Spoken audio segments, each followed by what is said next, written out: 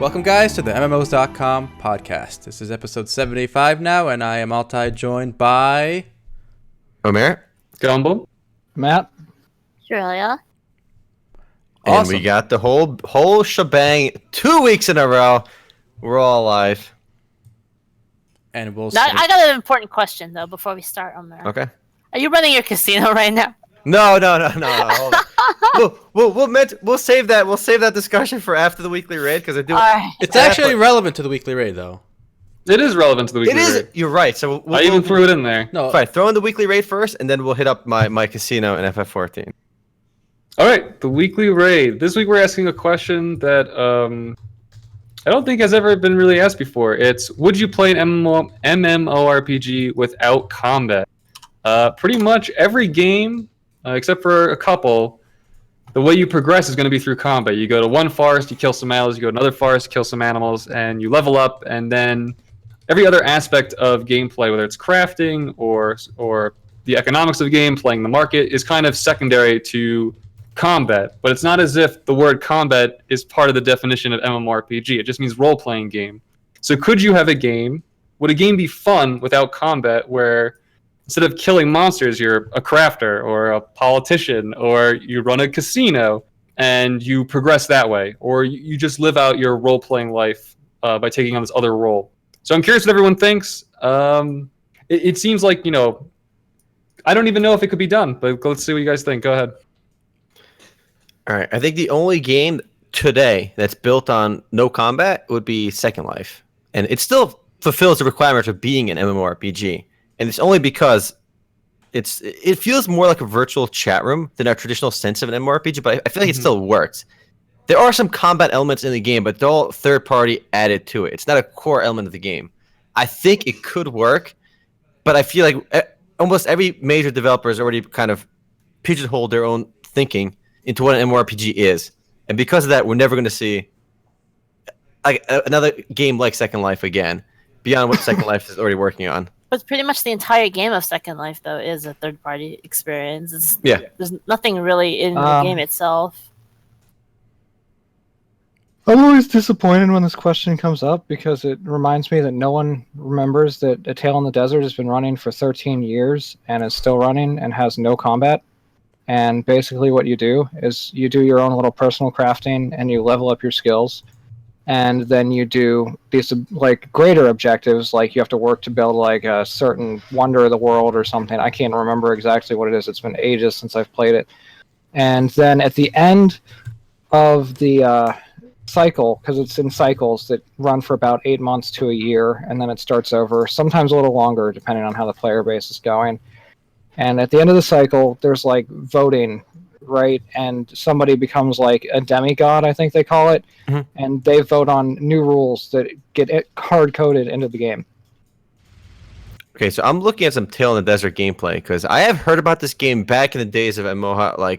It was always there, like a game. I think I first saw it on the MMORPG.com game list when I was researching games ages ago. Never played it because, one, the official website, if I remember correctly, looked like Duke, and it is a very niche game, and I'm watching this guy running around. I don't know. It just seems... No, it's solid. Uninviting. It's solid, but it's very hard to get into, and it's also ugly because it's 13 years old now, and it was an indie title at the time, made by either one or two people 13 years ago. So you got to keep that in mind. My turn, boys. I think one of the biggest mistakes MMORPGs make today is focusing so much on combat. It's almost like gameplay today means combat, right? When people ask, how's the gameplay? Oh, it's live action. It's turn-based. See, they equate gameplay with combat these days.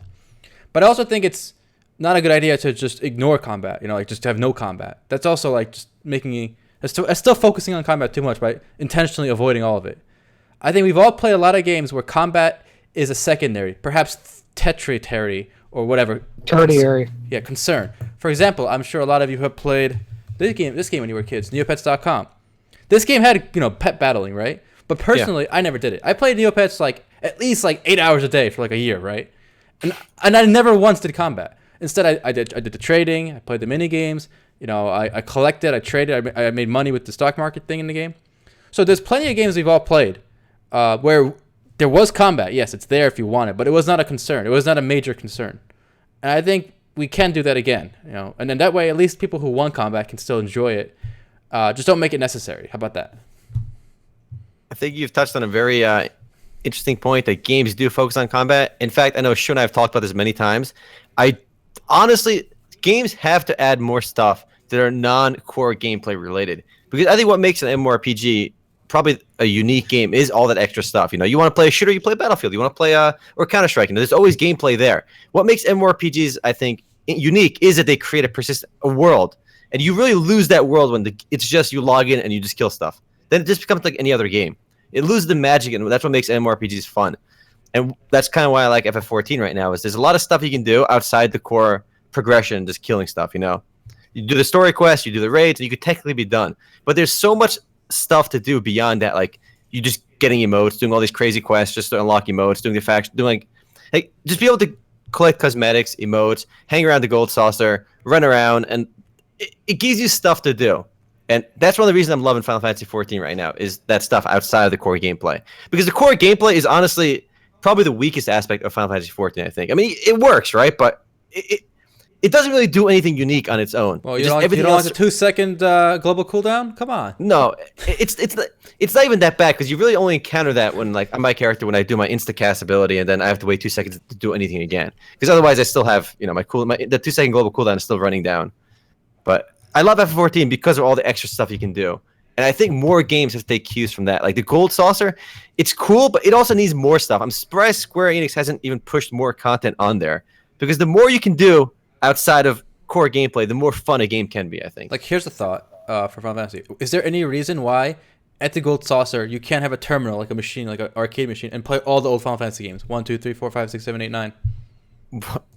Meta. What? Why would you want that, though?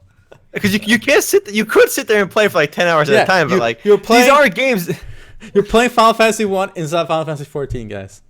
This is like Inception tier of combination now. I don't know if that. You see a Moogle behind you, and you see one in the game. You're like, what's going on? No, that makes no. Look, the idea of being able to play mini games and games inside of a game are fine. You do have all these fun mini games, like very very basic stuff. Like there's a little crane game, there's a little basketball game, and like there's some little more in-depth games too. Like Chocobo Racing, you can play against other players. You can do these Lord of Vermilion, which is like a minion battling game. There's a lot you can do in there, but I feel like there should still be more. And I think it's an awesome feature, though, because we were killing, I know Shu, me, and a couple of friends were killing some time. We did Chocobo Racing. Like, it's not something you'd probably do, like, go out of your way to do, but if you're playing with friends, you want to screw around, it makes it a lot of fun. And right, so here's the follow-up question, right? You're touching on things, but a lot of them are secondary still to the way the core game operates. You could have Chocobo Racing, but could you play the game and be the guy that owns the Chocobo races and have fun? Like, what other roles, non-combat roles, besides crafting, because crafting is the obvious go-to, could you put in a game and make it fulfilling to play that one role? Because remember, it's a role-playing game, right? You're supposed to fulfill a role in this persistent world. And I can easily think of, business owner, politicians. I mean, EVE Online does these things. Maybe they're not as essential outside of working with players, but like you can't join an NPC business and take it over. But could you do something like that in a game like Final Fantasy? Like, could you become the king of or queen, whatever? No, you couldn't. So Final Fantasy actually added something recently that's, I mean, it's not quite. I mean, I don't think we're gonna really find that much depth in the system. I don't think there's any game besides MUDs that really have that. But Final Fantasy added a new system where you could be the leader of a squadron. And you can train them and stuff, and you actually are in charge. You have like a little office in your free company, and you can recruit a grand company, excuse me, and you can recruit. You can go through like applications, and like when you do a lot of feats, randomly people will submit applications, and they'll be like, "Oh, you're so awesome! Like I want to join your squad," and then you can send them on missions and stuff, and train them in however way you want to train them. It's pretty neat. Going back to Gumby's core question, though, I don't think, because what makes even games like even Final Fantasy, what drives the economy, what drives like a lot of stuff is the combat and progression. People want to get guild so they can buy cool cosmetics to show off, and they want to hunt dungeons to get cool cosmetics and just buy gear, upgrade gear. Like what drives the game forward is the combat. But that's because of the focus. Again, what you're saying right now is because it's a symptom of what has become the genre, and it's the exact opposite of what you're trying to say in the beginning of that we need things outside of it. But I'm curious what can fulfill that role, though. I don't know. I think else that's is a there? hard question. Well- Make stuff, you sell it on there, you become a business owner, like Yeah, Sean or- said. or make like a what ton about of money. Neopets? I mean, one important thing to consider is like, where did like all the MMOs come from to begin with, right? They all revolve around stories of heroes, you know, and I mean, let's face it, like, you know, our human history, like the people that we really be like, oh man, that guy was a badass, that guy was a hero. I mean, like even in legends like King Arthur, right? They're all like combat like focused people. Or they're all combat heroes like hunters or warriors, or you know, that's the kind of things that we get. Is someone But- typing really slowly? It's really like, I hear the click, click, click. All right, but Neopets, Altay, you brought up Neopets, good example. But Neopets had combat, and the combat wasn't the battling. The combat was grinding those mini games. That's Because not in any combat. game, that was combat. You're playing this. Why are minigame you? Why are three you? ti- No, you're falling for the trap where you think let's say the core, you know, grind, right? You equating that as combat. That's not combat. Combat is a very specific thing. It's fighting. Who are you fighting when you play those games? You're playing games. You're not fighting. You're playing It's these like silly saying- flash games so to earn that's currency. That's not. That's like Okay, saying so that's Harvest like Moon. saying if In Harvest Moon, is watering your crops combat? No. But that's then the the core mini games mechanism to aren't move forward. either. But do you think if you had mini game, I don't think mini games can replace combat in like That's an example. an MMORPG that's aimed at that's adults. a different that's Yes. a different Yeah. conversation. Yeah, that's a different conversation. Nothing really fuels like you know, drama, you know, like than combat and war. That's not true. It's- That's not true. Because think of it this way: MMORPGs are supposed to be virtual worlds, right? And in the real Okay. world, we have combat, right? But I would argue that probably I would. I'm not bet- talking about the real world though. People that play these games don't want to But play you the have to real base a world. world No. on what My point is, on- there's combat in the real world, but none of us have taken part in it. And I'm sure we all have drama and challenges and issues, yeah. accomplishments, you know, without combat. So my Well, I point mean, is, think about the stuff that we watch though. I mean, like what's like a, you know, the Game of Thrones, for example, right? It's like okay, but a lot of the most action shows No. like are No, No, Game but of Thrones is an action in Game show, of though. Thrones, right? A lot of the characters, like that, the tall, pretty chick. What's her name? The sister. Cersei. Cersei. No, the sister. Whatever. Even Cersei. They don't have combat, right? They're not personally fighting, right? But they have their own kind of conflict. You know, where they're Yeah, but overcoming like, challenges. Like feel Lord Baelish was a cool Like character. Baelish, for for that. example, he's advancing without combat. And a lot of like the little girl actually Arya is actually doing combat, right? She's killing people with swords. like combat kind of adds like that whole like threat to it though, right? Like But we're talking so abstract. Altai, can you give me? I want to wrap my mind around what you're saying because it sounds cool. But like, what can replace combat and how would it work? Like, very rudimentary way. Like, we can just say crafting, but Like Minecraft. is it going to be? Huh? Something about Minecraft. You don't have to fighting those zombies in Minecraft at night is like the least important thing to people who play Yes. Minecraft. Okay. In fact, it's dull as fuck. Yeah, actually, people like. I'm sure Do you there's know- mods to remove it because like they don't want it. Like, Do you know what I think it drives the combat paradigm? I think we should wrap up soon. It's that people. It's an easy way for developers to exert a top-down direction on players, and I'll explain that real quick. What it means is to drive players through the game, to push them through the game's content. The developer uses combat as maybe I'm going to lose people in this as the narrative, right? It's easy to say kill this, kill this, kill that. But in a game where you have, you know, unlimited avenues to explore, a game like Worm Online, you have to have like a bottom-up world building coming from the players, right? Worm, what makes Worm cool, and the reason why it's not popular, I think, is that everything's on the player to build the cities, to farm, to create the economy. And without that top-down direction, most players are going to feel lost. But with combat, it's easy to give narrative and meaning to the world. You want someone to give you meaning, right? When you play a game, you want to feel like there's a reason this universe exists. But when it's on the players to do that, you feel lost. And I think that's why those games aren't that popular. So I think these games, actually, now I think about it, these games do exist, but they're not popular for that reason. I don't know if that made sense, but in my head, it Minecraft does. is very Minecraft is very popular. Minecraft- Minecraft is not an MMORPG, really. You're playing in these confined servers. Well, how big and- are the some servers are big and they're public. But that's a choice you make. Okay. About the fine. The people who play just on online servers, are they playing at The examples of MMORPGs we have, I think, are Tale in the Desert as well as Second Life that comes to mind. I know Face of Mankind was Okay. kind of similar, but there was some combat stuff Okay, there listen, too, though. listen. No, Face of Mankind was very combat driven. It was very roleplay driven, is from when I played it. Do you but look, a lot of games have combat, but I think for me the most important thing is not having or not having combat, but whether you can reach the end state without combat. And I would argue, even in games like Ultima Online, you could do that. You could be like a 7-time GM max skills without ever fighting anything, just crafting. Yeah. You can in Mabinogi. Yeah, exactly. So there are games that, again, I think just intentionally not removing combat and not allowing any of it is still just as bad as what we're doing now, where you're concentrating too much on combat. Just have it there as a feature. The problem is the market has spoken to the point where games that try this don't do well. A Tale in the Desert is not popular. Minecraft is not a good example. I mean, there's no. Is there combat in Tetris? Can I say that's a good example of a non-combat MMORPG? All right. What? Let's say the Minecraft guys had one persistent server you could join. Now, is it an MMO all of a sudden? Does it meet your criteria then? Yeah, it could be. Oh, yeah. Okay. Changing the argument. But I don't think Minecraft is a good example. Second Life is another example of that. And they do it in a very sophisticated way. How is that a good example? Second Life, people play Second Life. Not a lot. But okay. I mean, and we're not seeing it. If somebody pulls it off, it'd be great. But it's very hard to design a fun experience. I still think Second Life is a terrible example because almost 100% of the content is developed by players. They just gave them a tool set and people ran with it. That is completely different. But people develop combat, and the combat's not really the fun stuff in the game. They have combat there, but people added to it. That's still on the players. It's not really. It's an example of an MMORPG that exists without combat. Whether the developers added or didn't add it, I don't think it matters. Puzzle Pirates. People play Puzzle it, but Pirates it's not is a huge. good example too. Puzzle Pirates. Yeah, Puzzle Pirates has combat, but it's not prevalent. Also, I mean, Altay, you were talking about Neopets combat too. Would you consider the combat in Puzzle and Dragon?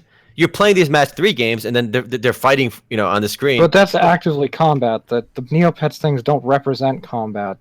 But why is that representation of combat like you still play a match 3 game? Because it represents combat. You were yelling at me for talking about Minecraft in this MMORPG discussion, and you just brought up Puzzle and Dragon. Are you for real? No, I agree. That's not an okay. MMORPG. So why that's not? But there are more persistent elements. But yeah, you can party with people and shit. What the fuck? You can't party with anyone. You can't party with people. Nowhere. Guys, next conversation. Okay, all right. Please, Omer. You are. While we're on the topic of non-combat, I have been doing a lot of non-combat, and some of them, as I said earlier, some of the most fun I have with an MMORPG is non-combat oriented. For example, I've been running a casino in Limsa in Final Fantasy 14 on the Gilgamesh server. In fact, one guy added me saying, "Hey, you're the MMOs.com guy," so maybe he's watching. I don't know, but I'm running a casino. So basically, if you type in Final Fantasy 14, if you type /random, you get a random digit from 0 to 1,000. And the way my casino works is people can place bets between 10,000 gil and 1 million gil. If they roll over a 650, they win double their money. If they roll over a 950, they get triple their money. If they hit 999, they hit 6 times their money. So it's a casino, and I have a pretty hefty house advantage. But I've been sitting there doing it. Some people are winning, some people are losing. Obviously, most people are losing because the odds aren't very good for them. Good for me, obviously. But what's interesting is even though a lot of people lost because the odds are pretty bad for them, almost like 99% of people message me afterwards saying, "Hey, thanks, that was really fun. I'll play again later." Like nobody seems to get genuinely upset, even though they're losing money. But it's a non-combat thing, and I feel like I'm adding to the environment in Limsa too, because people can like play this little game that's they really couldn't do before. Nobody else was advertising this until I started like 3-4 days ago, and I've been having a blast running it. I know Shu's been watching me do it too, and I've actually made in the last like 3 days like 20 million gil doing this, so it's a shit ton of money. Super profitable. It's interesting how they allow it too. Square Enix, they're okay with it. Oh yeah, as long as you're not scamming, they're okay with it. Which is, we were talking about the pussification of games before, and a lot of games don't allow any kind of casino, even if you're being legit about it, because I guess they fear that players have a negative experience. And in Final Fantasy 14, the way their enforcement works on this kind of deal is it counts as a trade deal. As long as both parties understand the rules, and they can easily look at the rules, because if I say something, it's in the chat logs, the /random results are in the chat logs, and the trade transactions are in their backend. So they can verify the transactions are all legit. And because of that, they say it counts as any other normal trade deal and is A-okay. You just can't use like third-party websites to like roll dice or something. You got to use the in-game interface. And if you do that, you're A-okay. Now, this is cool because WoW doesn't allow this, and Final Fantasy 14 does. And a lot of MMORPGs don't allow this, even if you're being legit about it.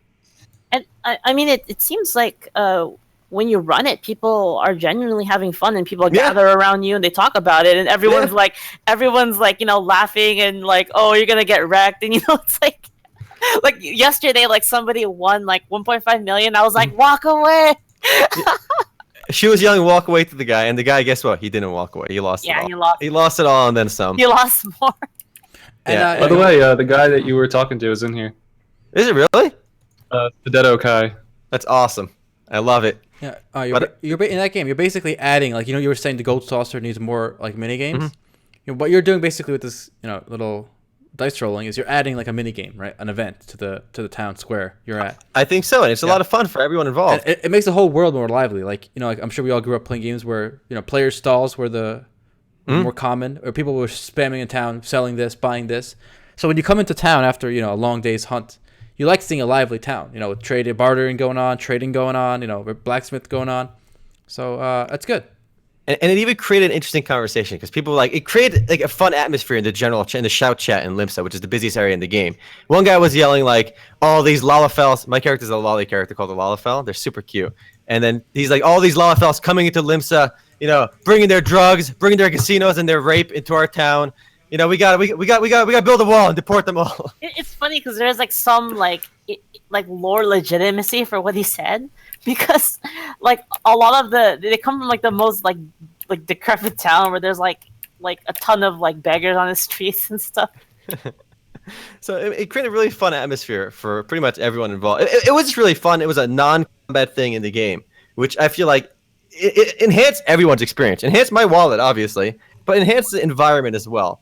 And I love to see more things like that in games, and you can't even do that in a lot of games. And this is just one example. And there's actually one other silly game I played in Final Fantasy XIV.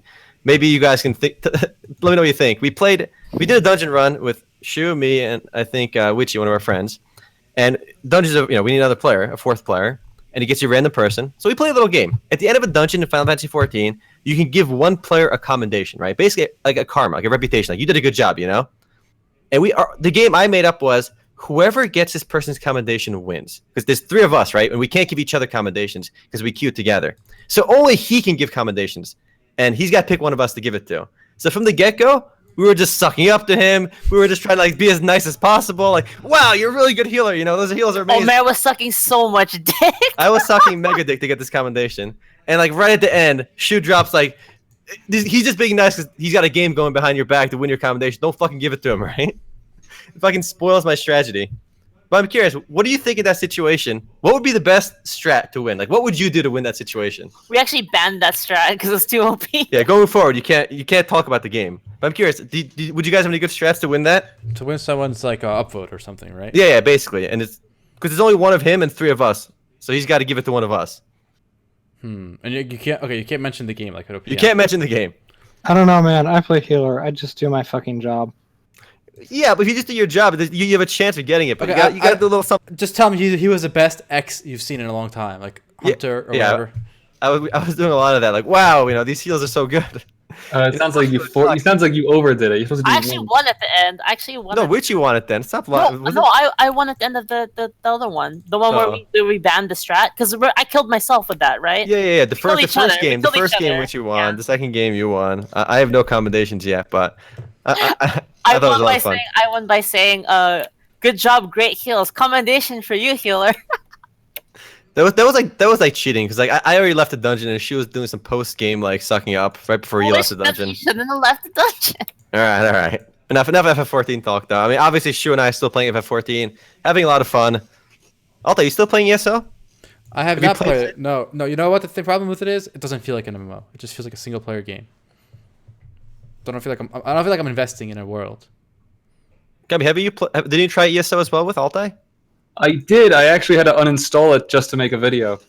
That's a BS excuse. Hard drives. That's a BS excuse. It's like $100 You want to get a hard drive? What for? 4 TB or something for $100 or less. You got $100? You want to give me that $100? God, you buy me a TV. No, I uninstalled it and I have had no motivation to reinstall it. But Aaron's right. From what I did play, I mean, it's very pretty. It's nice. Actually, ESO has one of the best MMORPG interfaces I've seen because it's minimalist. Things only show up when you need them, which I think is very important. You know what's funny? Actually, I'm going to transition. Go ahead. Before I transition. Most people say ESO Online and Elder Scrolls Online was too different from the Elder Scrolls series, right? Mm-hmm. And I had the opposite problem. I tried Skyrim. I tried Oblivion. I played for 5 minutes and I quit because I'm like, what is this? I'm in a big world by myself. I'm bored. And so I played ESO online, thinking I'd get something different. I'd get like a MMORPG. So my problem was it was too much like Skyrim, where I'm just playing by myself. So that was my issue. Yeah. You know what makes you play by yourself? It make you feel that way too. There's still no auction house in ESO, is there? I don't know. That seems to be an issue from a while ago. They've never had an auction house, but it just seems so odd that you can have an MMORPG without an auction house. But then again, that's not so odd. Now they have games like Black Desert Online and Trio Savior, where like trading between players like not even allowed. Like, I hate the direction that those games have gone, but that's that different tangent. One really cool thing about ESO was the fact that any class, any character can just equip anything they find. So I'm a mage, right? I could use a two-handed sword. I could just equip it and start using it. I would level up my two-handed sword skill. Mm-hmm. So and I could wear plate. It would slow down my mana regen, right? But I could wear it if I wanted to. So it's so really nice cool. that like anything I find, if it's really cool, I can try it. Well, you could. There was no like gear restricted, No, like there's class levels. restricted. But I'm saying if I Okay. find it like as I'm advancing, like if I kill a boss and drop something, if it drops a sword, I could, even though I'm a mage, I could try it. That's actually really cool. Yeah, I thought that was really cool. I missed that. I think the only other game that did that was like vaguely was EverQuest back in the day, but even that it did have class restrictions on gear. Yeah. I'm surprised more games don't do that either. They could easily make it so it's not optimal for a mage to wear plate mail, but who cares? You want to be a mage that wears plate mail? How cool would that be? Ultimate Online did that as well. I thought it was awesome. Battle Mage. Yeah, you can make your own class. There you go. Your own inefficient class, non-meta class, but it'd be cool. So I wanted to talk about another game that just came out today, actually, into closed beta testing. I figured I'd mention it now. Mhm. It's MU or Moo Legend. I don't like to say Moo Legend because, cow sounds. I think it's Moo. I think it's Moo. I think it's Moo too. I know Matt and I both had a chance to play briefly. Today is the first day of I'm closed playing beta right testing. now. He's playing right now. There have been a number of issues with the servers, long loading times and whatnot, as expected for a CBT. But I had a chance to jump in. It's really a hack and slash ARPG. Basically, you'll choose one of 4 classes. You have this lackluster story about heaven and hell, demons, all that shenanigans. But it looks very nice. The main issue I have with it right now is if you've played any other ARPG, Grim Dawn, Path of Exile, you kind of just burst through mobs, which is fun, and it is fun because the game looks so good. It has style and flash behind it. I'm playing a war mage, and all the spell effects look really good. But you're running across these linear maps. You're running through a forest. It's just a big hallway. You loop through, and you jump in dungeons, and then you kill more mobs. It just feels like a nice, solid, mindless ARPG, and I think it's a step up from Devilian so far. But I haven't played it enough to give a final judgment. All right, from Matt and liking Guppy. I have a question for you guys. I haven't had a chance to get on yet. I had trouble with logging in because the character creator kept messing up. And after I made a character, I couldn't get in because the servers were overloaded. I'll play it after the podcast though. But is the game persistent world? Because I know Moo Online was, and that was a cool part of being an ARPG that's persistent. So it is persistent, right? Yeah, it's persistent. It's got like it's zoned, kind of trying to think of a comparison. It's got smaller zones though. It's kind of like Blade and Soul, where it's got the smaller zones that have like the winding paths and stuff, and then it has dungeons that go out from it. Again, kind of like Blade and Soul, where it's like literally like that swirling vortex that you walk into, and then you go into a dungeon. So it's kind of like that. And it has a persistent world. It is not as understated as all the comments I've been reading had said it was. Mhm. There's actually stuff you do in the persistent world. It's just the majority of the, I guess, what you'd call meaningful content does take place in dungeons. But I like the fact that there's a persistent world because we see a lot of ARPGs have those instances, like basically everything is instanced, and it's nice that it's persistent. I'm looking forward to playing it because keep in mind, Moo is a huge franchise. I mean, it is literally WebZen's cash cow. Like that's like WebZen makes all their money from Moo in Korea and China and America. That's like and the game came out in 2003. So the game is over 13 years old now, Moo Online. So now this is the first actual sequel to Moo, because we've had like Moo Origin. There's been a few mobile games as well. I think maybe even a browser game in China or something. I don't know. But this is the first actual successor to Moo Online. I'm curious if you have any hardcore Moo players in the audience who've played the game, because MMO Online has a lot of fans and people have been playing that game for years. Like, I'm curious what their opinion of the game is, because this looks way better from a, I would say an uninformed view, because I haven't played MMO Online that much and it was not my cup of tea. So I'm curious what those players are going to think, because they have to cater to that audience, because there's a lot of hardcore MMO fans from back in the day, and I'm curious if they're going to accept this as the kind of the stepping stone forward. Oh, did you know you made a joke? Moo is WebZen's cash cow. I did not even realize I made that. I appreciate you pointing that out. Wow. Yeah, I don't know. I want to take part in PvP. The PvP is like arena PvP, kind of like Moo Origin had. I don't know if the original game had it like that, but an actual, PvP setting, and I'm interested in trying it out and seeing how that goes. But I don't know what level I have to be or where I have to go to do that. Matt, didn't you say the max level is going to be 500 or something along those lines? No, it looked like it was going to be like 500. If the tutorial's anything to go off of, the max level is 100 and the max soul level is 100. I guess I don't know what that was. It just looked like it said something about 500 levels or something. It was unclear. If you want to know what the gameplay really consists of, it's you grouping mobs together, unleashing all the skills you have, and then moving on to the next pack. Which I always find satisfying, especially. That seems like every other ARPG, which seems okay. That formula works. People like that formula for a reason. Yeah, it's colorful. It's setting off all the dopamine in my brain. It's like, okay, this is a nice little reward.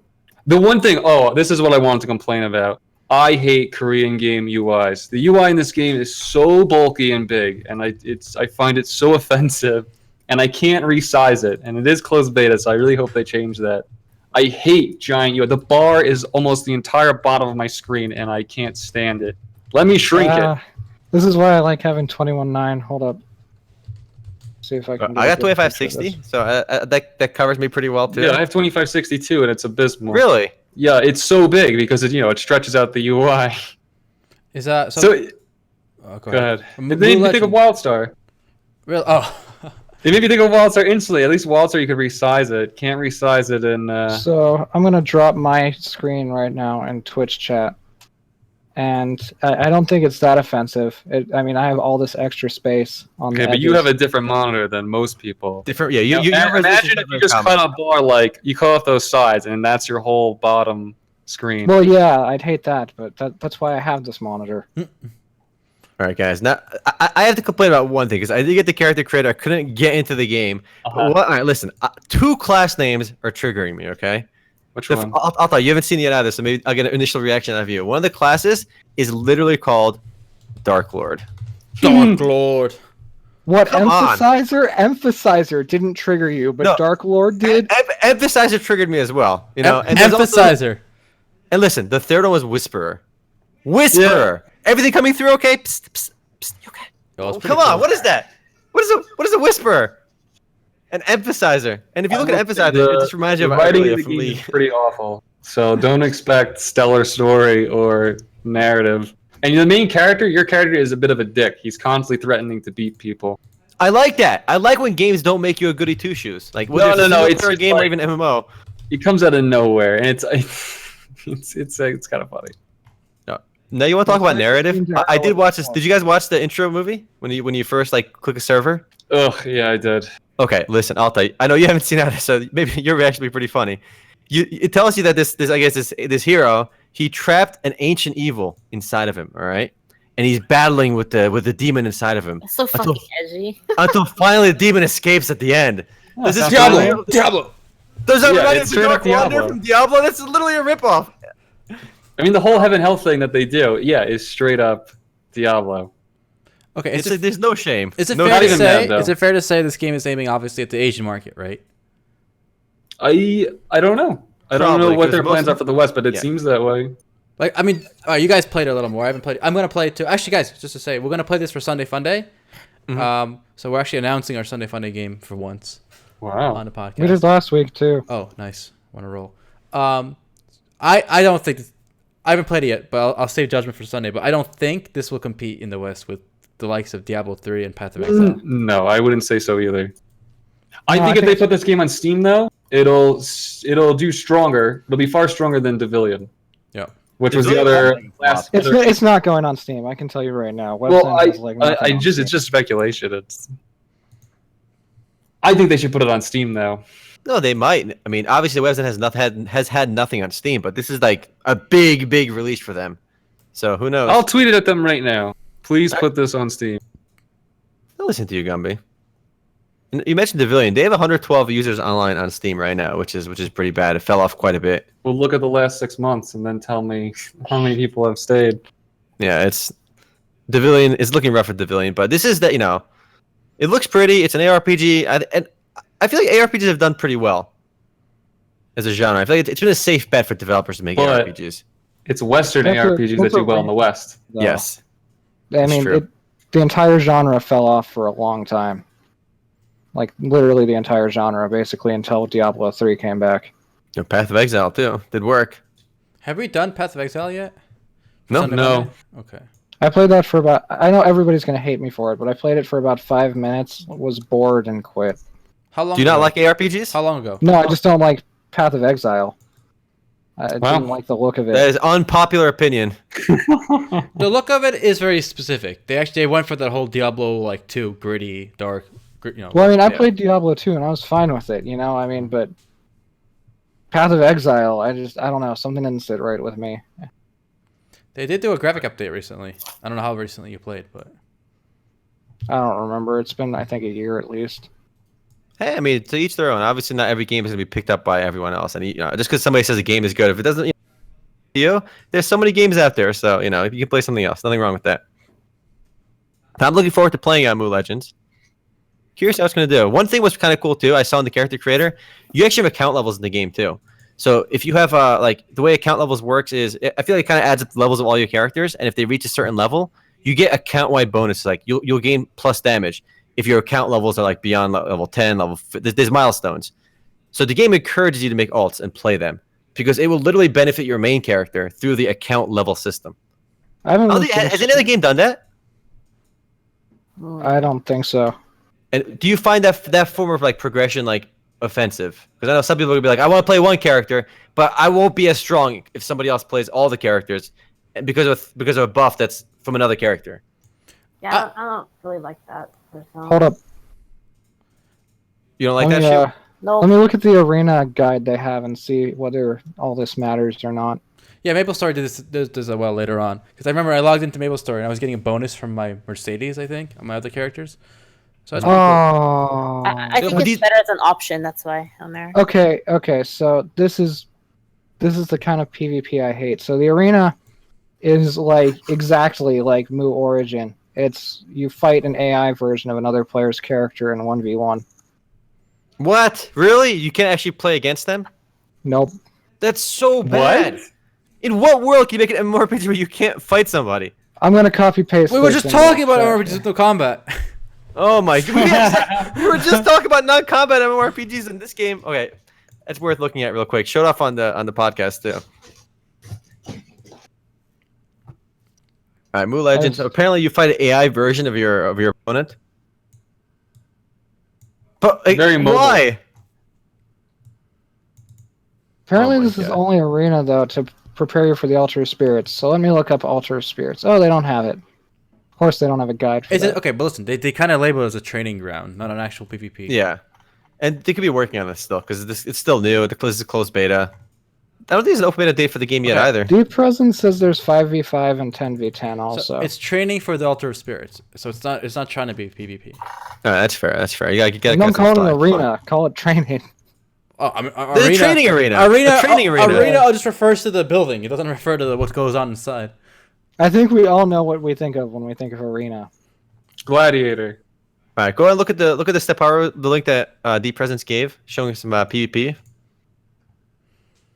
So what's also, I mean, I'm not sure if this is out yet in the Western closed beta. It just seems very weird that the way content gets split up between games, the Korean version the English version for Rise of Icarus is still insanely behind the Korean version, and it's usually gameplay mechanics. If you translate and localize the game, why don't you launch it with the current content? And people can say, oh, it creates content rain where you can keep releasing content more regularly. But the problem is the Korean version gets updates regularly too. So instead of always being perpetually behind, it just seems silly that games don't release with the most recent content. It's probably a money thing. It's probably like we're only going to put so much in until we know that we're going to make so much back. No, they don't want to make things obsolete. Like imagine if WoW just came out with like all the expansions, and then that means nobody would experience like the new early content. That explanation makes more sense, I think. Well, no, I mean like in the case of like Riders of Icarus, where they started behind even where the Korean version started, it's just probably like we're just going to translate this much, and it's basically going to be like early access, but we're not going to call it that and see if we even make money off of it. I don't buy it. Can't buy it. That explanation makes no sense because the marginal cost between translating 20% of it and like 30%, once you already have all the translators and like the systems in place to work on the game, well, then the marginal cost is nothing. They started like 15 levels behind where the Korean version started. Yeah, I'm curious why they did that, and I don't think it's a money issue because Nexon is also one of the biggest gaming companies in the world. They already had the localization team working on it. Once they're in the studio working, I don't know. I just feel like that is what it was. I think they just did the, I think Altay's explanation makes sense. Yeah, they did. And also, here's the problem. You said some of it is like gameplay fixes, right? Like combat fixes or whatever. Like maybe you were split with Blade and Soul, the whole 1v1 thing in Korea and not here. I think the problem is they're spectator client, yeah. They're probably really shitty programmers, right? So they bundle the new content with that fix, right? So they can't put in one and not the other. I don't know. It just the Rise of Icarus thing is weird, and I'm hoping Moo Legend doesn't like get too far behind. Or any game gets too far behind. It's just very weird if you're excited for a game and you play it and then you realize it's kind of a half-assed version. I don't think Moo Legend's going to fall behind because there's not even an open beta date for the Korean version yet. So right, I can respect that. They're on the same wavelength, which is good. So many wings in this game. Yeah, sure. I just read what you said. That's a great point. I agree wholeheartedly. Like, why does in the Chinese games especially? Why does every freaking character have wings? I don't know. I don't like that. Dude, just look at this gameplay. There's literally wings everywhere. It's like some characters have like 8 wings. Like. They should put wing-based gameplay in the description, right? Have you guys ever seen The Forthcoming? Because that's what that reminds me of, the wings everywhere thing. I have not. Is that like Jesus after he died twice more? I swear I saw a guy in this video that had like 8 wings, like on one character.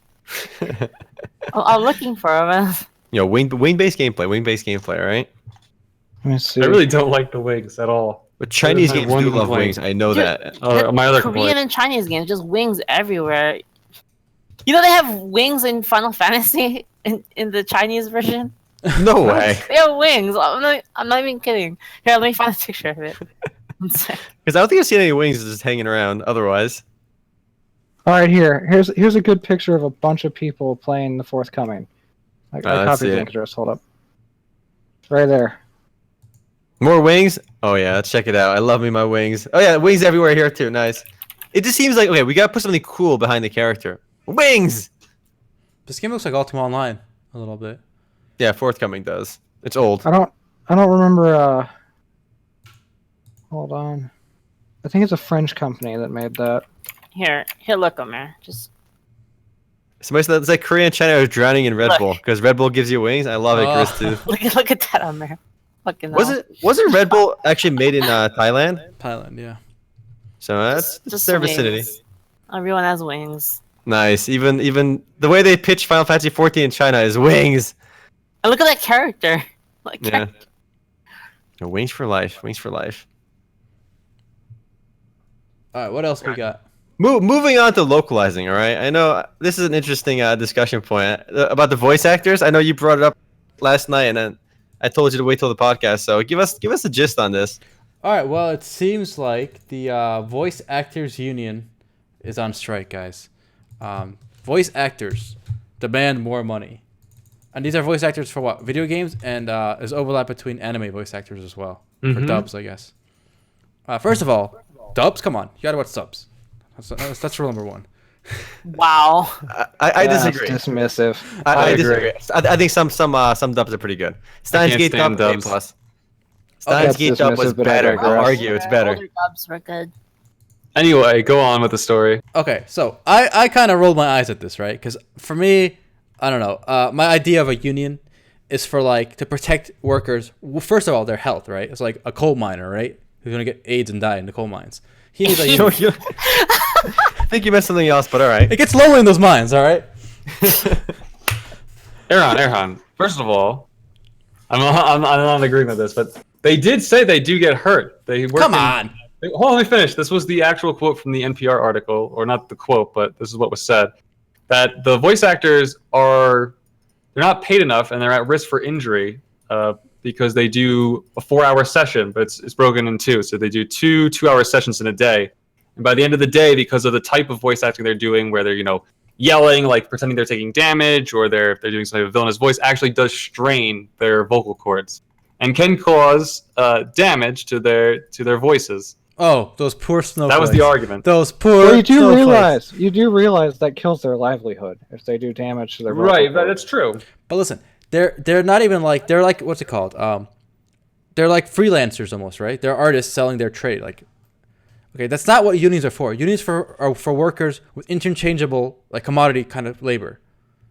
So these But guys isn't are, that just kind of a societal thing at this point? I mean, I think it's a societal thing. I don't think that's an argument. Like, the point is, you got to protect people who are like, imagine you work a guy in a coal mine for 18 hours and you throw him out and you get a new guy, right?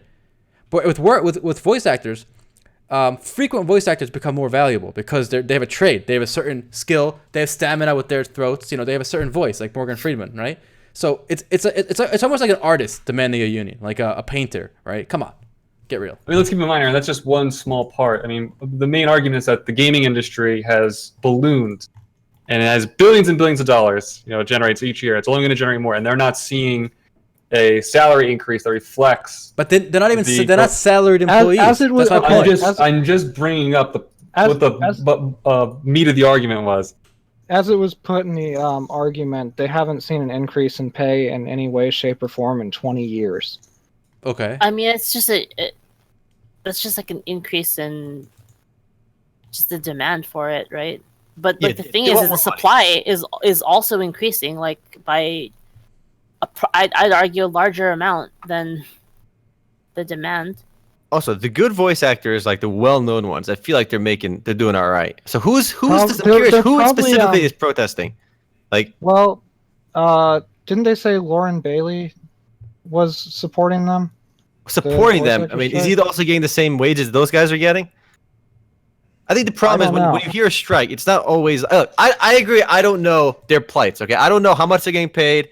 I don't pretend to understand what they should be getting paid. Obviously, the voice actors want the most possible money, and the video game companies and the anime companies want to pay them the least amount of money. That's how business works. You want to pay the person as little as possible, and they want the most as possible, and they meet somewhere in between. Yeah, and- somewhere in between. I guess they feel like a strike is the only way to get them to meet somewhere. But Sure. I mean, they can try, but look, here's the what problem. I was saying though is your argument that the bigger guys are getting paid more could also just be because they're doing more jobs. All right, and Like, he's getting more Morgan parts. Freeman is getting paid more on Okay, but one job Morgan than half the voice actors all put together. But Morgan Freeman is a completely different argument because he's not strictly a video game and anime voice actor. But he can do voice acting specifically, like in animated movies where he's not He acting. could, but he's He not. does. It's not the same thing. But whether you do something exclusively or not, I don't. You're still doing Here's the thing, voice though. acting. Obviously, they're gonna want more money, right? And if they can get it, God bless, right? But my argument is, look, if you have a commodity like milk, like a gallon of milk, right? You go to the store, you get milk. That's not the same as like a niche. Like imagine like a mechanic, right? You don't want to go to any mechanic. Some will cheat you. Some don't know what they're doing. Okay. But a coal miner how do I with a use this pickaxe example? is the same as every other coal miner with a pickaxe. So they need protection because they're a disposable good almost. Whereas a voice actor, an artist of any kind, is not a disposable good. He's a craftsman. He has to It's perfect talent. his talent. Exactly, it's talent. You can't have a talent union. You can. There are some, but my point is, I have no sympathy for them. Like actors, I don't think actors should be a union either. Come on,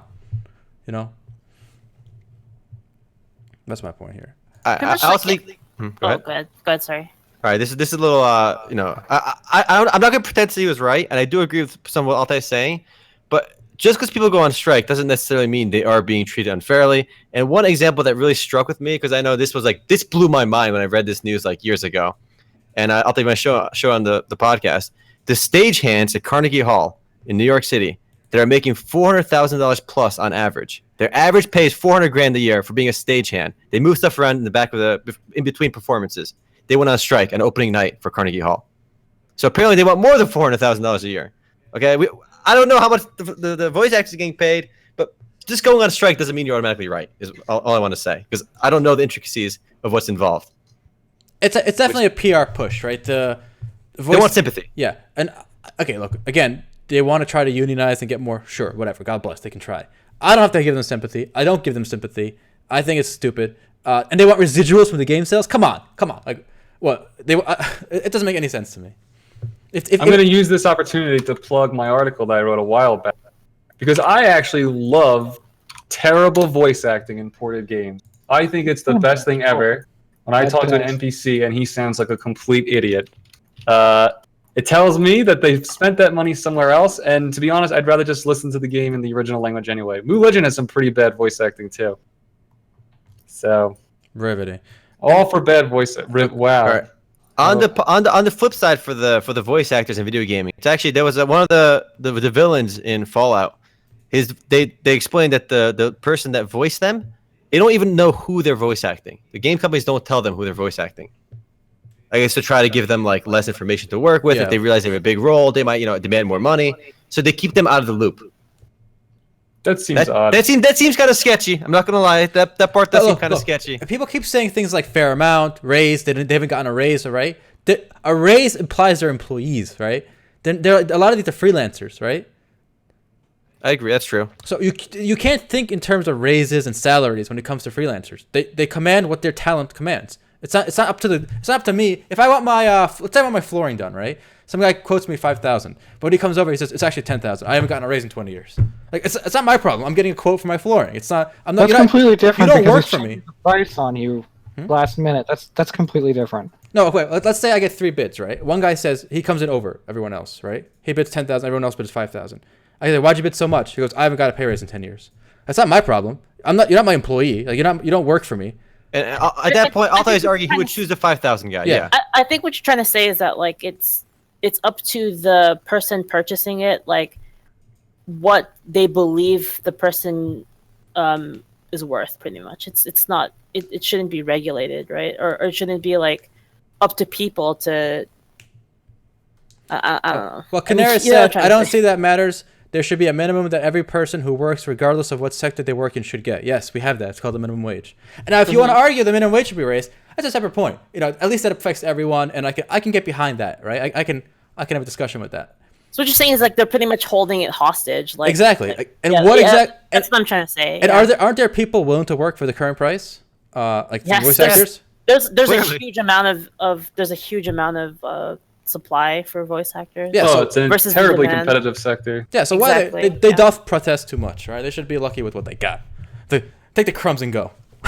Wow, Altay says take the crumbs and go. Look, I just don't understand as a freelancer that the whole protesting part. If you're an employee, you can argue. You have very different arguments. I give you very valid arguments. But if you're a freelancer and you work on a gig by gig basis, you're not an employee. There are no set raises. It's just what you build it whatever you can get. That's what it is.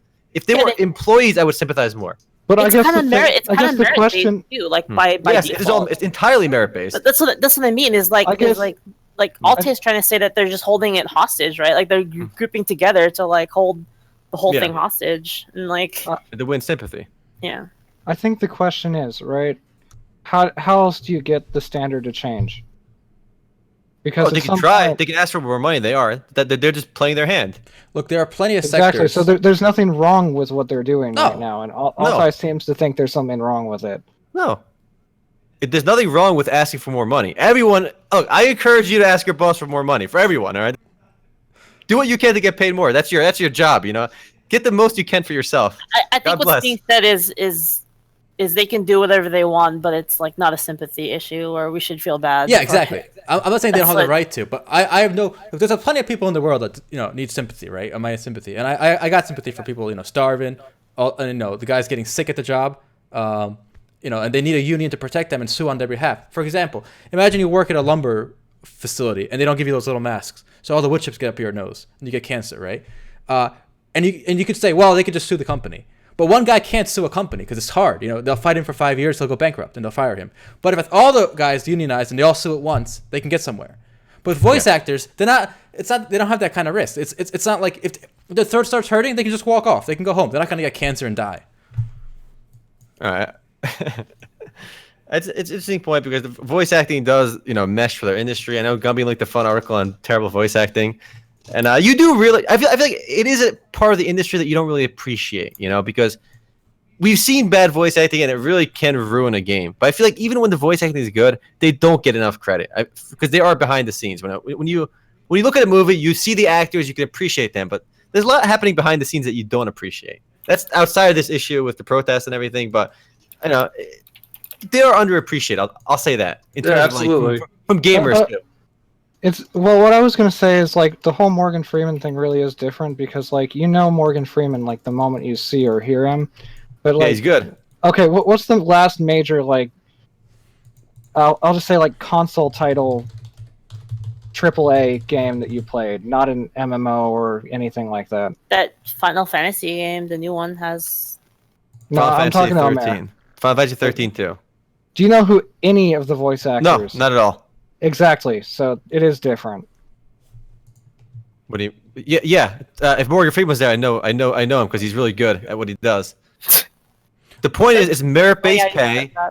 There are so many actors that nobody knows, right? Literally, beyond the AAA celebrity actors, there are millions of people. If you look at how many actors are employed in America, the number's in the millions. But you don't know any of them. They get lead roles in games that end up making billions of dollars, and you still have no idea who they are. But yeah, sure, that's true. But there's also people that write the script for those games don't make a lot of money either. It's how important their role is, what they can command in the marketplace. Some script writers probably get a shit ton of money who write the stories for some of these games, and some probably don't get anything. The reason why Morgan Freeman can demand a lot of money is because just his presence can carry a project. The fact that he's on a project is gonna immediately bring people in for free, pretty much, and that's what you pay for with that kind of thing. So there's a premium to having him there, right? That's why he can demand a lot of money because that's what his name commands. Too. Yeah, with a certain actors in the movie, he can carry that movie. We talked about the Ghost in the Shell movie having that AAA. Yeah. I forgot her name too. I don't know actors very well. Scarlett Johansson. There you go. That's her. They get her because she's a celebrity, and by having her name attached to it, it will bring in the sales. I like all that just said. The coal miner who walks out might get cancer in 5 years, and he's shit out of luck. The voice actor can eat some Ricola. He's good to go. I think it's a lot more to be fair, I think it's a lot more complicated than that. I think this strain it could cause on their. I mean, they could probably get cancer from that too. To be honest, I agree. They are underappreciated, 100%. All right, but on the whole pay thing, I have no business saying they should be paid more or less because and none of us have any business. Saying what they should get paid. We don't know. They have to fight for it. Like it all comes down to in the end, everyone wants to do voice acting. Nobody wants to clean up shit, and people or because it's nobody wants to do it. There's less people in that pool. Mm-hmm. That's true. With voice acting, it's such a prestigious job. Everyone wants to do it, so the pool is just huge. How about this? And that's why you have that issue. It's easy for people to say somebody else should pay these guys more, right? But what about 100%? Someone should make a Humble Bundle site. In Humble Bundle, you could sliders. How much goes to developer? How much goes to charity, right? Well, why don't someone make a site? You buy a retail key for a Steam game, and you can give a slider. How much extra beyond the set price do you want to go to voice actors? Do you want to go to the janitors in the studio? It's not. Why are you putting all the burden on the game developer? Right? They have so many bills to pay. A lot of these games, one bad game can sink a studio because they cost tens of millions to make. Right? If one game doesn't sell, everyone's out of work, and it happens all the time. Studio layoffs all the time. So when there's all this risk riding on the studio, you might say, "Oh, well, pay him $5 more," but why don't you pay them $5 more? Why is it on this guy to do it? I agree, and that's worth mentioning too. So someone mentioned in chat, Wizzy mentioned voice acting affects video game reviews. It does, but so does everything about the game. It's about deciding where, game developers have a limited amount of money. They have to consider where to place those funds, right? What are you gonna do with your war chest? You have to consider what's the best, most effective way to make the game more successful. Here's my troll comment. Someone mentioned living wage. By definition, everyone who's alive has a living wage. Otherwise, they'd be dead already.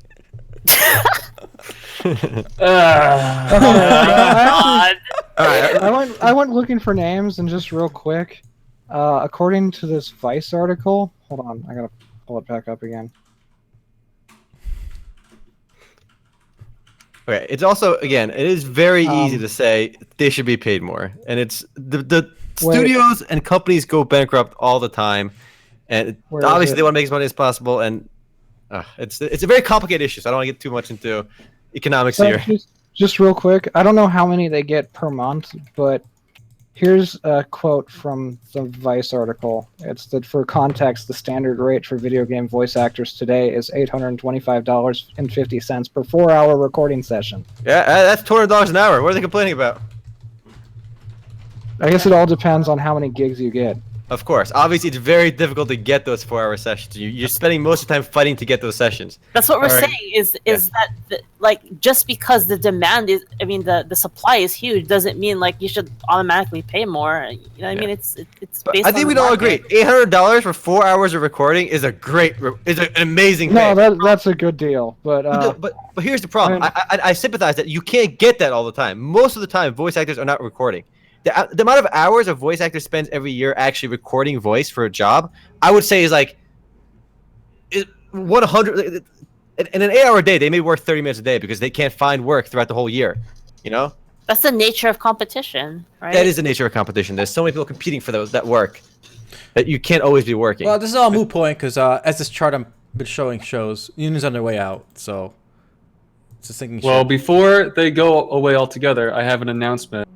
I'm unionizing, boys. All right. No! Demand $820 every 4 hours.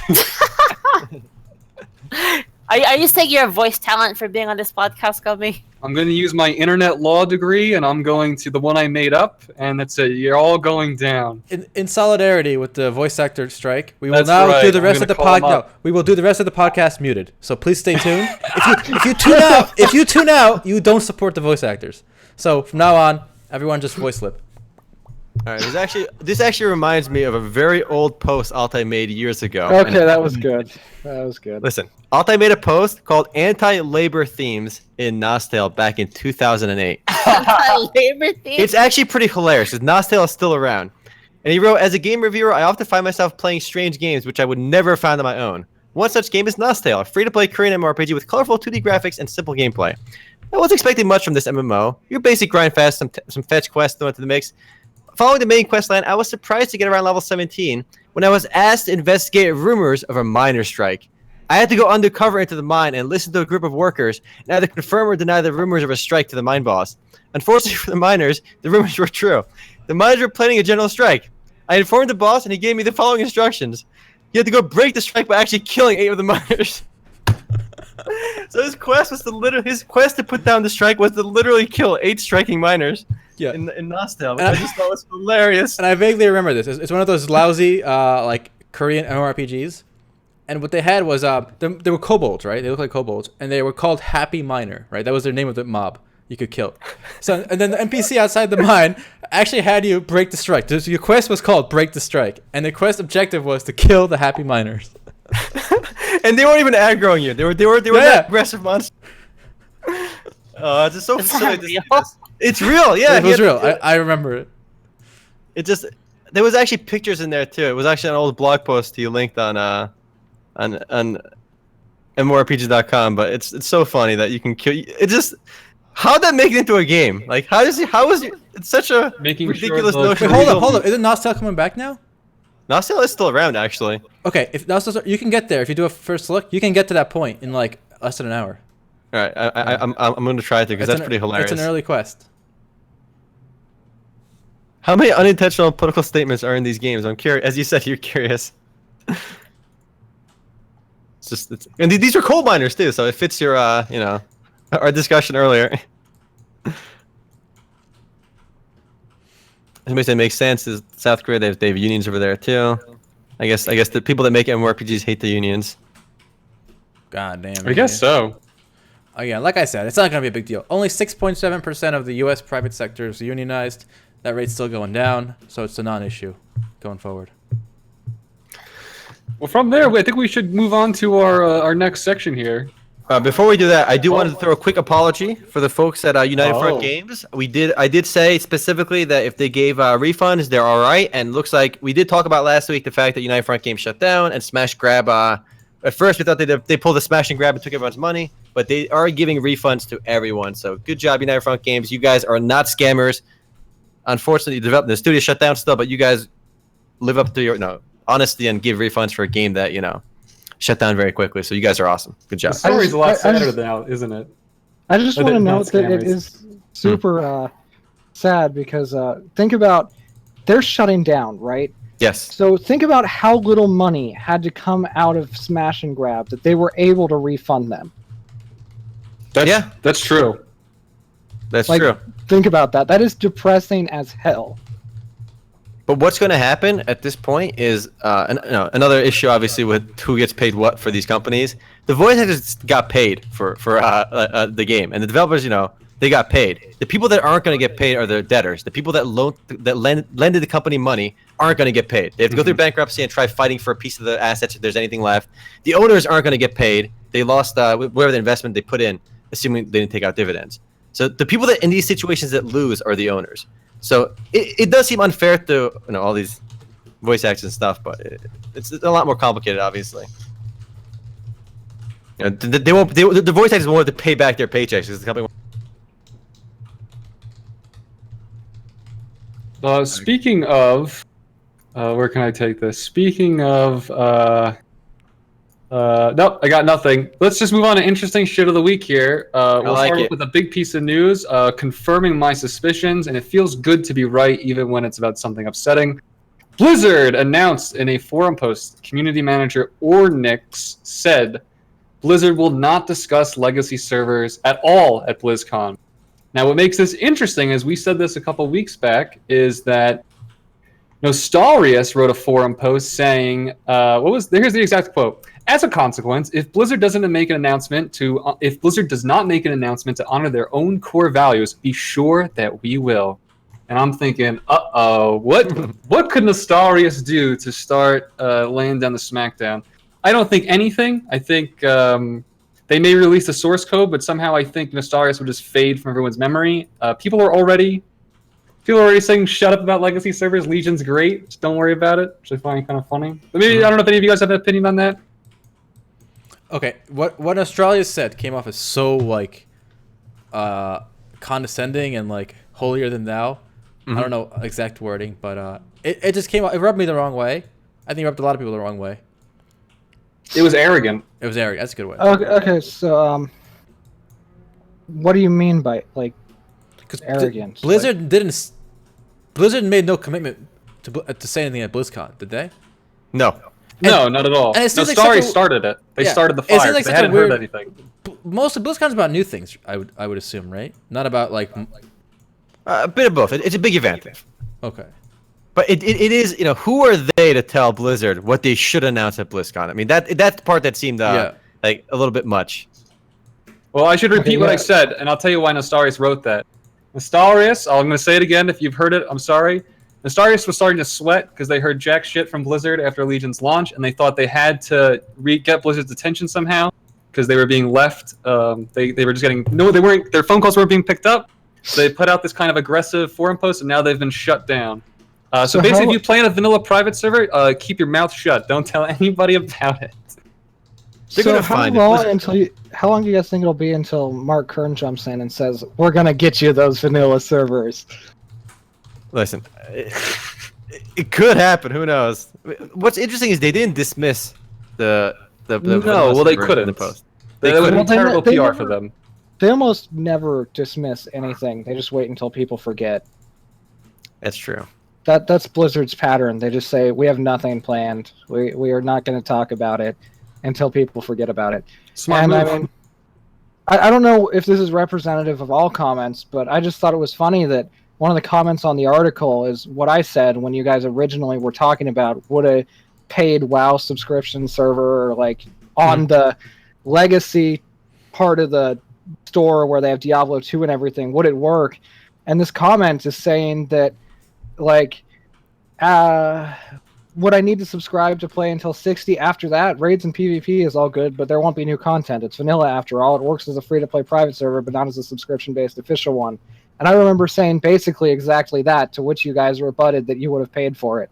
So I just thought it was interesting that other people seem to be on the same page with that. And that it sounds great in theory, but I just still don't think it's what people actually want. That's actually a really good point, because WoW is not a sandbox, right? So once you do hit that endpoint, when everyone has that tier 2 or 3 gear, right? Whatever vanilla ended at, like, that's it. You know, like, you're gonna unsubscribe because there's no, you know, like, it's not like EVE where you can just make your own content. I think people will pay for it still, and assuming depending on what the numbers are, maybe Blizzard can develop some offshoot content. Who knows? If the numbers support it, we'll see where it goes. Oh, like, but then there's 2 products like developing. Yeah, if one product has, you know, let's say they get a couple 100,000 subscribers, I'm just throwing a number out of my ass. Obviously, if they reach a certain milestone where it's profitable to do it, why not? It just seems like silly not to explore the option. Still, I maintain it's silly not to explore the option. I think Blizzard would be looking more into like long term. Like, could it actually be sustainable long term, or would it cost them more money to just do it at all? But that's where we're going to remain conflicted, because we had this argument before. I don't think it's going to cost Blizzard a lot of money to open a vanilla. They have all the code. They have the smartest people working at Blizzard on a $20 billion company. That's not what Altay thinks. Altay thinks it's the retard team working there. I think it's so easy to say when speaking about someone else, or like a company, right? Oh, what they should do. But there's a problem. Everything adds complexity, right? And every layer of complexity makes everything harder going forward. So running one game, if you're a studio running one game that's profitable, it's easier to focus and make it better than running 2 profitable games. Even though they're both profitable, right? It's now the margins go down because running it is more expensive. Managing logistics. Managing 2 products you also have is harder than one project. I think one thing people don't think about is that there's going to be a lot of overlap in the staff that would have been ideal for that project. Yeah. And you're now going to have to move them definitively onto one, or have them overstretched and have less acceptable work on both fronts. And does Blizzard want basically player committees choosing what projects they work at? You know, like, no, they don't. Obviously, you guys are missing. I think the original point of the whole thing should have just been to have Blizzard sanction those stories and just leave them the fuck alone and focus on. There you go. I agree. That solves all we got very problems. far away from that. Just leave them the fuck alone. I think that Blizzard would have done well to do that, especially after was it SOE or Daybreak that officially did it? That sanctioned Project 1999. I mean, just sanction one and ignore the rest. You know. Yep. And then you're good to go. Then you can just shut the fuck up and move on. It makes me mad because I think this all comes down to Ted and accounting. I think someone at Blizzard was like, "Whoa, we got to stop this right now," and it's just him. Well, I don't want to get too caught up here. I want to move through. We have some other interesting news, unless someone has anything else to say. I had one last point. I think the interesting thing that I've seen since Nostalgia shut down is that we've seen like a huge increase of competing vanilla servers. Oh yeah. That are probably lesser in quality because they don't have Nostalgia's code, but they're still there. Yep. Like, in trying to shut one down, they have like 5 more taking its place, and it's just hilarious to me. That's how it always goes. I think leaving alone might be a good option. I still maintain though, if they have so many empty servers in WoW, so many. Just turn one off and turn it to Nostalgia, turn it to vanilla WoW, and just leave it like that. Don't even touch it. No new updates ever. Slap it on there, and people can play on if they want to. I don't think so. No, let's move on here. It's just you're not thinking about the. Oh boy, boys. All right, we'll move on. Let's move on. I wanted to get to this because I thought this was really, really fascinating, right? This totally circumvents the trend we've been seeing. GameForge announced today that it's leaving mobile games behind. GameForge is the publisher of games like Aeon, Orcs Must Die Unchained, Drop Zone Hex, and others. And they decided they're leaving the mobile market. They're going to refocus their efforts on free-to-play PC games. Now, most of the news we've reported is about the migration the other way from making free-to-play PC games to mobile games. So I think this is such an interesting twist, and I think this shows that the mobile market, while there's a lot of people going into it, it's extremely competitive, and it's hard. Even though it's maybe cheaper to develop a game, it's harder to make a winner. And there's less competition in the free-to-play space on PC, I would say. Oh, I want to hear your thoughts real quick for the round table. Well, I think one of the things that I've seen that's interesting about mobile is that it's very hard to predict winners, too. Like, I mean, it almost seems random. There's so many games that are occupying the same spaces, and whether or not something that's the same or something that's nominally different. I'm not going to say like significantly different because I've never seen something that's significantly different appear in the top 10. Mhm. But it's just it's impossible to predict, and I've never like seen any real trends with that. But I think it's interesting to note that out of all the people that like hate GameForge, they're like sticking up for the PC community right now, and they're saying we're gonna recommit to you guys in the whole like wake of we got Soul Worker coming sometime eventually, and it's just I just think it's interesting to see that one of the most hated free-to-play companies is recommitting to PC, and maybe while their like business practices aren't the greatest, maybe their hearts are in the right place. Who knows? I don't think the hearts have anything to do with it. I think they tried to make some mobile games and they failed miserably. And like, okay, we fucked up hard. Well, I mean, I don't remember them ever being in mobile. That's the other funny thing. Yeah, I don't remember it at all. What they're basically saying is like, you know, they cheated on us, and now they're like, baby, come on, baby, baby, come on. You're the only platform for me. You know.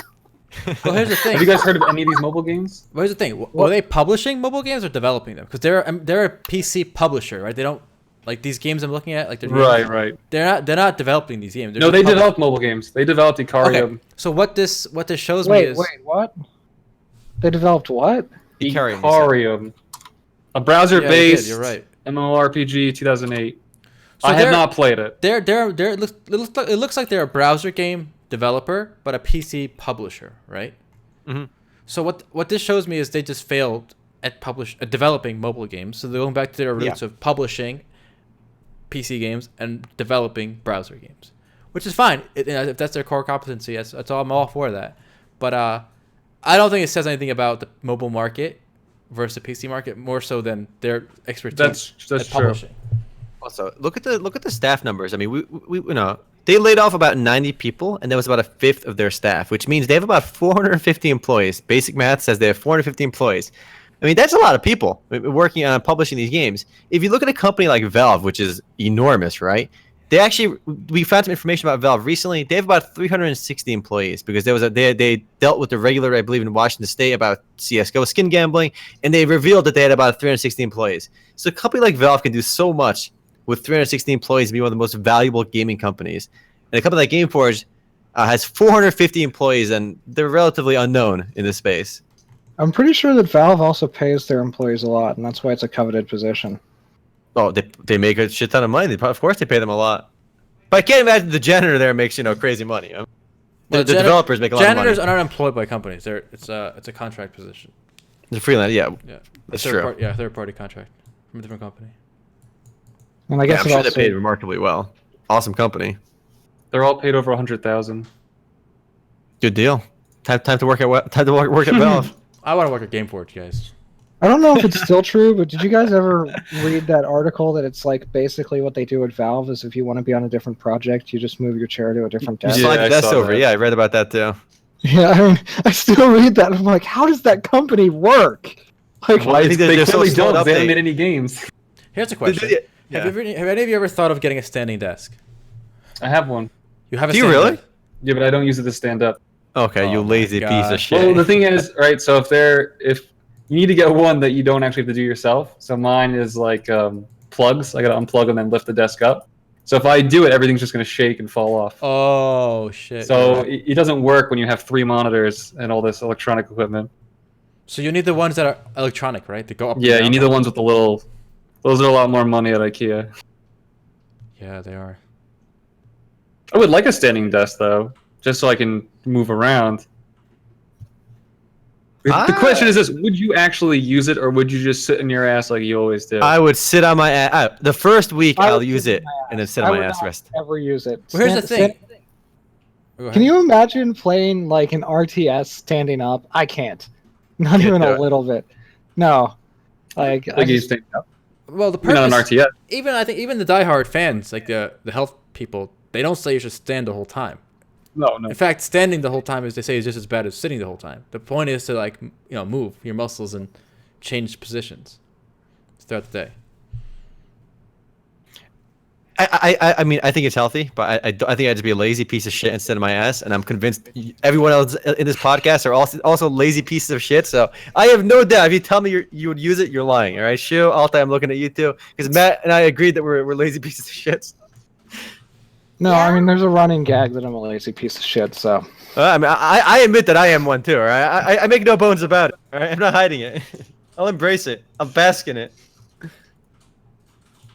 All right, this is a good one too. Speaking of perceived pieces of shit, I actually don't know what my verdict is on this, but I guess I'll bring it up because I'm talking. Tree of Savior will be adding RNG Goddess Blessed Cubes, which will contain cosmetics. I actually didn't write this, Matt. Maybe you can correct me if I'm wrong. But basically, you will buy a cube from the cash shop, get a couple of cosmetics. If you get a double cosmetic, if you get one you already have, it turns into some type of cash point. well, you can turn it into some kind of cash point, or you can keep it. So you're basically Gatcha, you're rolling the dice Yes. for the cosmetic you want instead of You just want a buying it straight out of the Gatcha? cash shop. They gotchaing it up. They gotcha. Okay, so It's such a good way to make money. Gotchas. my problem with this is really simple, and it's the same one that a lot of other people seem to have. It's that literally all of their new ones, they're saying basically every new premium cosmetic is going to launch in these cubes, right? So that's just one part of it. The other part is they are retroactively removing cosmetics from the cash shop, and they're going to force you to not just get them from like the cubes, because they're not going to be in the cubes. They're going to be in this other exchange shop where you have to trade in items that you get from the cubes, get points, and then buy them from the exchange shop. Well, are they? Did they do it randomly, or are they saying like we're gonna make this change and then you have until this time to buy them from the cash shop? I don't know if they removed them from the cash shop already or not, Because if but they they said did- they're giving it in advance, I think. I think in advance, I don't see anything wrong with that. Well, And it's just, without that advance, I'm calling it. There's no problem. Are they just pure cosmetics, right? Yeah. Yeah, let the company fuck with the cosmetics, all right? That's fine. Let them, make it hard to get, easy. It doesn't matter, okay?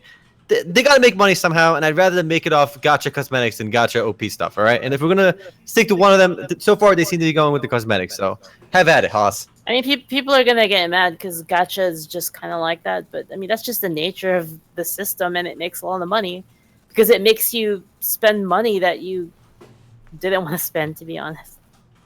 Right, and I do think there is a weird sense of like, I've actually recognized this quite a bit recently running my FF14 casino. Okay, the whole random mechanic, it drives people insane. Like you can't, like, obviously some of us can understand the odds, and choose to do it or not. But I am convinced that some people just they go crazy. All right, and I think it's different. I think it's different for like cash, like Gil or whatever it is, versus like a cosmetic. I think it's a different issue. But they want that cosmetic is the point, and they want to win. That's what yeah, I'm but equating it to. gold, it's like you're putting in gold to get gold. With the cosmetic, it's like you want a specific item, Yes. and it haunts you. It like it Exactly, plays and you, that you will know? make you keep playing till you get it. Even if you sink $1,000 into it, at a certain point, you just like I've already spent 200. I didn't get the item I want. I know I'm gonna nothing keep going till I about this, get it. Omer. I know nothing. Dude, about you're the this. expert. I've You're- never done this in my life. Okay, sure, I just- okay. I'm not a fan because they're removing cosmetics that you could just previously buy outright, and they're telling you that the only way to get them is to trade them in, and it's just it's just a bad move in my opinion. Like there's nothing that's going to affect the game, but it's definitely a bad move. I and disagree. I'm not fond of it. I disagree, and because having so one thing that's really bad about gachas is when you have completely useless items. So like Fate Grand Order suffers from this problem where you will have the gacha items and there's something that you really, really want, but the rest of it is completely useless, right? Being able to trade in those items to get something else, I think is honestly a really good move because it allows you to like keep some shred of sanity and like some feel good within you. So I honestly have no problem with them shifting everything else into like that special shop that you can use to buy with your leftover gacha stuff. I mean, I don't see what the problem is. I mean, if you want to buy it now, then buy it now. And for all the people like who their only experience is seeing it in the gacha, then what's the difference for them? If you miss out on it, then that's on you, in my opinion. Here's the only complaint I think people might have that are like a little bit legitimate. Because again, I agree it's cosmetics. Who cares? Let them monetize the cosmetic users. It's fine. But Okay. they are preying on the mechanic of the gacha, which I'm okay with, you know. But I think some people do see it as a concern where that gambling mechanic is there, and it just seems a little predatory, as people are saying. I think that's like the. So that's kind of, it's here to stay. It's there in we're seeing that in the West now. It's there in CS:GO. Yes, it's here to stay. It is here to stay. If Valve is doing it, I think you can really like not say that that's not normal. To be honest. And again, the reason, I've seen this quite a bit firsthand in my FF14 casino, and you see it because the desire to win is. One guy I think bet 100,000 in my casino. He lost, right? And what's the next logical thing to do after you lose 100,000? You bet 200,000 to win it back, right? He lost. It feels amazing to win. Like That's logical. That's not the logical thing. And then of course he lost that too. And of course, if you lose 200,000 gil, what do? You bet 400,000 gil.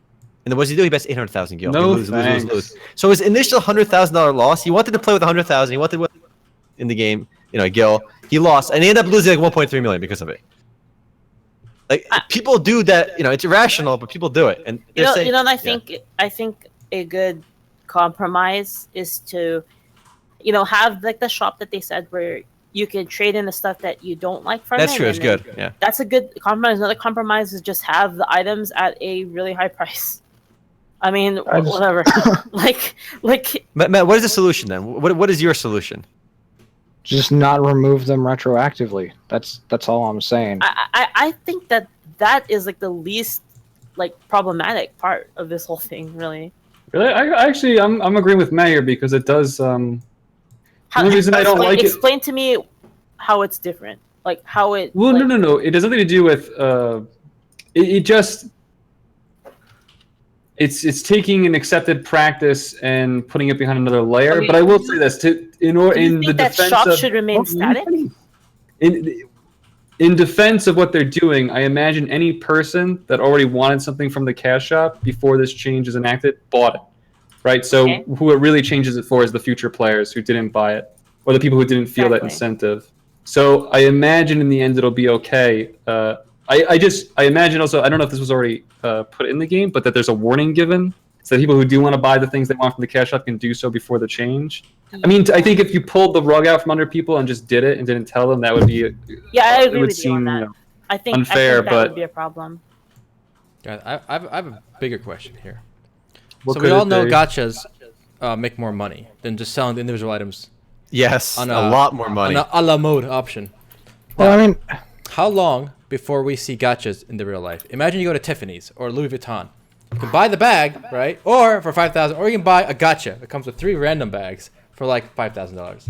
I don't think that's ever going to happen. And then and some are gacha exclusives, like some jewelry No, pieces. I like it. This is genius. Everyone would want like the white Louis Vuitton bag that you can only get in the gacha, No, but it wouldn't be. You could buy a $5,000 Louis Vuitton bag, or you spend $100 for a gacha, and inside it comes with it's a card that says what you win, right? You could win a $100 like tie. You could win a $5,000 bag. You could win a $10,000 bag. You could win a $50 item. That with the grab bags, but People I would feel do like- that. But the thing is, they don't have like those grab bags. Have you ever seen that? They sell grab bags in some places. It's like just like a brown paper bag with mystery items that are worth more than you pay for the entire bag. But I think the problem with that is they don't have that ultra rare. That's like you can only get it from like rolling this. Yeah, that'd be cool. But You know? shoot, Matt. Go ahead. What I was going to say is my thing is that I have an issue with now is that like people bitched and moaned about how like expensive Black Desert's costumes were, the cosmetics at like $30, but now suddenly when it's like a tiny purchase that might cause you to pay like $200 for a single cosmetic that you want based on your RNG, it's suddenly acceptable. Hell Are you trying to say gamers are inconsistent and irrational, Matt? Come on.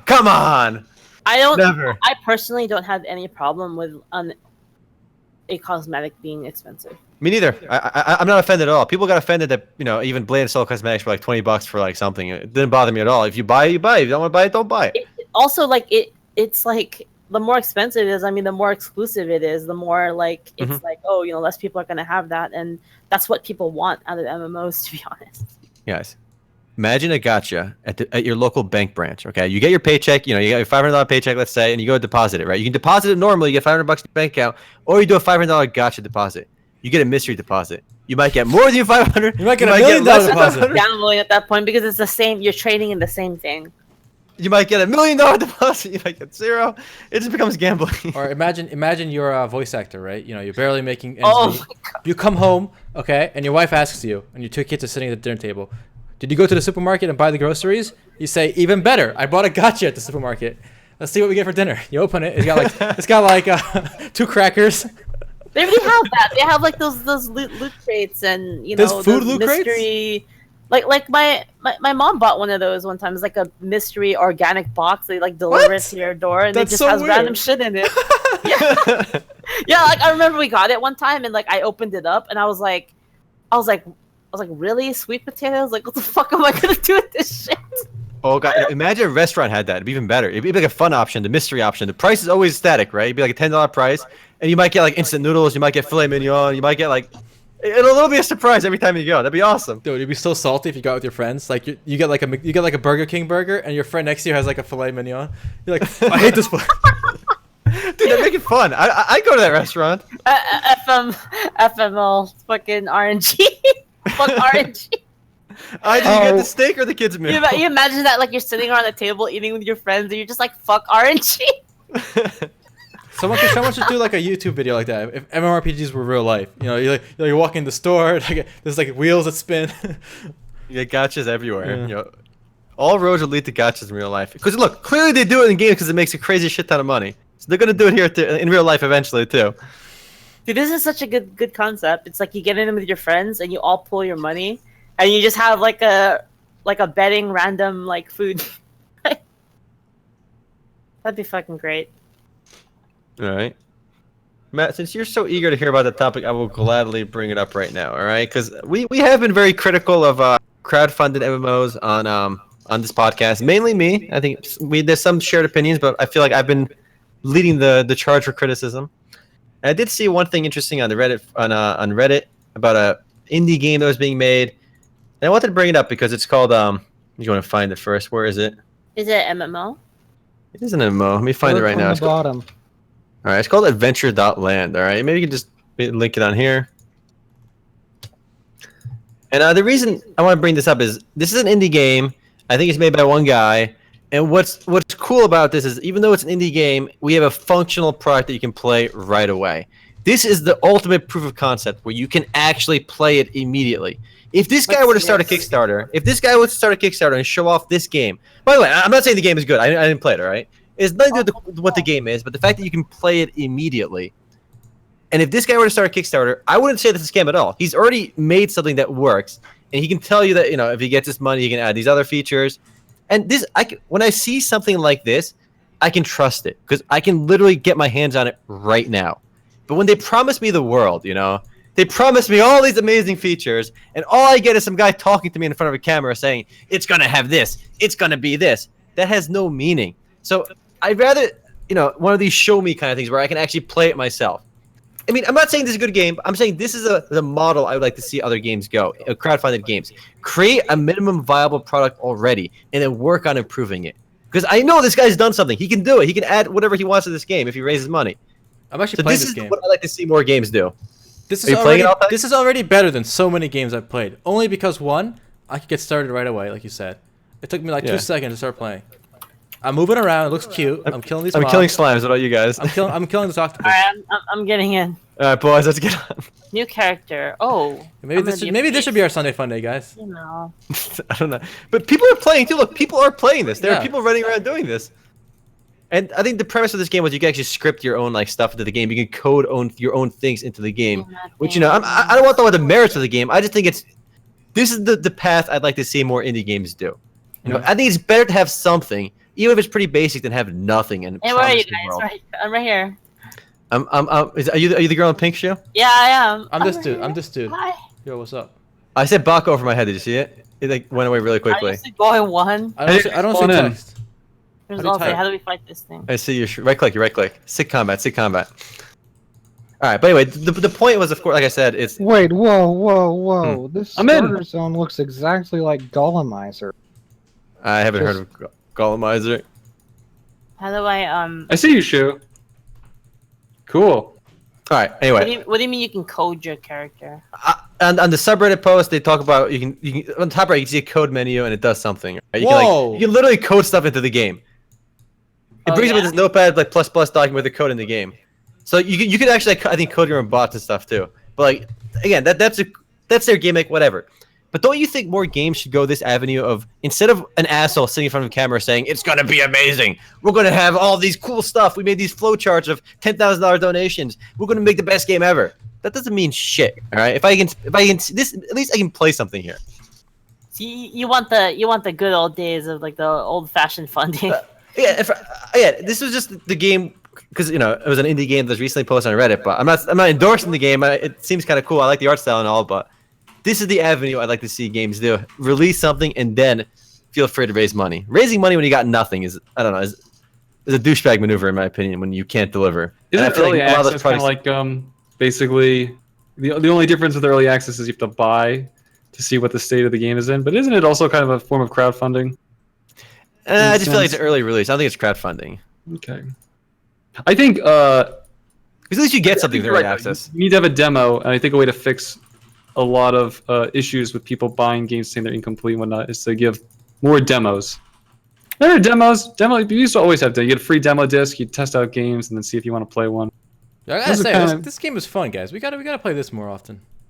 I bet it's better than Crush Online. All right, I had no fun in Crush. I'm level 8, baby. What level you guys? I'm closing out. All right, we got to move on to something else too, but. I think more games should go that route, and I think do we have a unanimous agreement here, or? But I'm in agreement. Yeah, I agree as well. Okay. I think you maybe you don't need something playable, but you need to show that you've developed something. No, I want something playable because it's so easy to show nonsense with like engines and walking around. Right. And it's harder to sift through the nonsense. So. Yeah.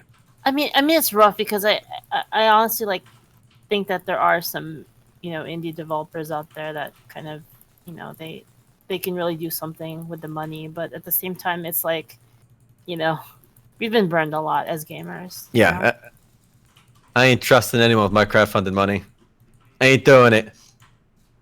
Ain't me. It's just sad. Like the indie developers have a lot more to prove nowadays, I think. Mm-hmm. This game makes me want to play RPG Maker again. Right. Call me old school. I love those graphics though in this game. It's just the old school Zelda look. This All right, looks pretty. We've been running for a bit, guys. So well, before we gotta mention some news on Revelation. If you want to play Revelation, still the closed beta is delayed till November 3. So next week, Thursday. So we'll probably do a Sunday Fun Day for that the week after, probably. It was originally supposed to be wasn't it supposed to be like today? Was it 20? Yeah, it was supposed to be today, the 25th, along with Moon Legend. Exactly. Yeah, it was supposed to be today, but they delayed it till November 3rd. Yep. All right. So yeah, we'll play it then, I guess. But that's Sunday. There's a bot here. This guy's botting. You can talk to the Halloween guy and teleport to the next place. This guy's botting. This guy's level 52 and he's AFK. He scripted a bot with Report the code. Report him. It's part of the game. So it's okay. And I got another one more thing to talk about, which is kind of a throwback to some older games too. The video I linked in the podcast chat, for example, it shows some guys showing off some content in Tibia, some of the player housing in Tibia. And the way it works is, I guess, they are persistent world houses, so you can see the goodies inside the guy's house. And the Reddit post about this talks about that guy has literally thousands of US dollars worth of stuff inside of his house. And he can show that off to everyone who walks by his house. And there's so few games today that let you kind of like show off your cool stuff, in games now, like in a house style system.